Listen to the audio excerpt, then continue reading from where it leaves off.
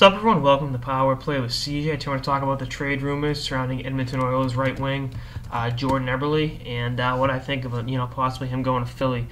First of all, Philly doesn't need another forward. As much as I like Eberle's game and think he can help a lot of teams, it's not worth buying in when taking on the other cap hit and everything, and still not addressing the biggest position weakness of Philly, and that's the defense area, the blue line. But going a step further, last night I've loved Eberle's game since he was with Regina, the Canadian World Junior team and all that. He puck came around. I'm sure many of you guys saw it on the Stamkos goal, and he got cute and tried to tip it up a couple times. Stamkos just robbed it from him, point blank, went in and scored. And Eberle's in his fourth year in the league. He's really proved himself as a legitimate NHL player, and for him to be so lax and casual with the puck, that's, I think, an indictment not just to him but the attitude on the team.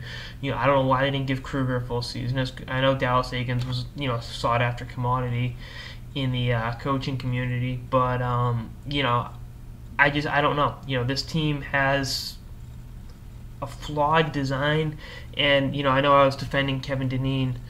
He shouldn't have been fired. I think I think Dallas Eakins is the fall guy on this one. I think he is the reason this team is not playing as well as it should. I think they had a good coach. They respected Kruger. They liked Kruger.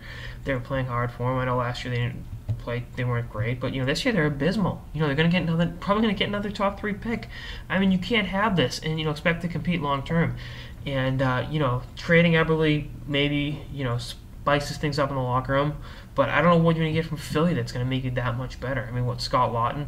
I mean, he helps you down the line maybe a little bit. I mean, I don't think anyone on Philly's roster right now will make that much. I mean, Wayne Simmons maybe. Simmons will give you some grit and tenacity.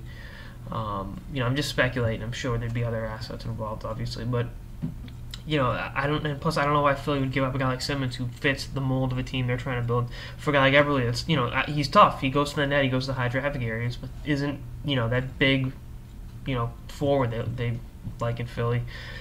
And they need defense. They've got some moderately good defense prospects in Musial and Clefbaum, and they they obviously signed Schultz. He didn't play last night, he's been hurt, but something ain't right in Edmonton, and I'm not going to say pull the trigger on Eakins while you're still paying Kruger. It's probably the dumbest move you can make, but something got to be done, and I'm curious to see what happens, and I just don't think Eberle should be traded. Like I said, I'm not advocating trading Yakupov either, but something's got to happen, so we'll see what happens. Anyway, that really sounded as idiotic as anything I've ever said.